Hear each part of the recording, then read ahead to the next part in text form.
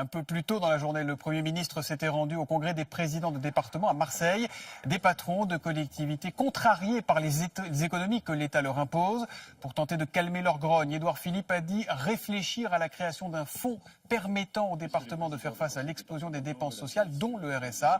Mais il n'a pas franchement convaincu les participants. Bonsoir Guillaume Daré. Bonsoir Thomas. Il faut dire qu'ils sont très remontés, ces élus locaux, mais pourquoi donc ? Alors la première des raisons, la voici, ce sont les économies qui sont demandées aux collectivités. 13 milliards d'euros en 5 ans, toutes collectivités confondues, c'est évidemment considérable. Alors il y a bien sûr ces 13 milliards d'euros, mais il y a aussi d'autres sujets de mécontentement.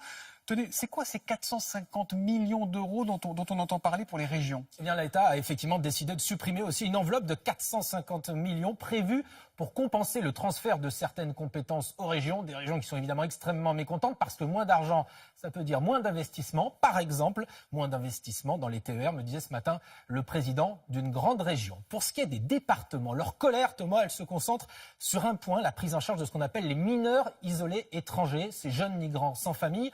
Ça leur coûte, disent-ils, 1 milliard d'euros par an. Alors le Premier ministre a annoncé un coup de pouce, mais un coup de pouce qui est déjà jugé insuffisant. Enfin, pour ce qui est des mairies, des communes, elles sont très inquiètes avant tout de la suppression de la taxe d'habitation pour 80% des Français parce que ça représente une part très importante de leur budget. Et même si l'État a promis une compensation à l'euro près, eh bien, il y a énormément de maires qui sont très sceptiques. Merci beaucoup Guillaume Daré.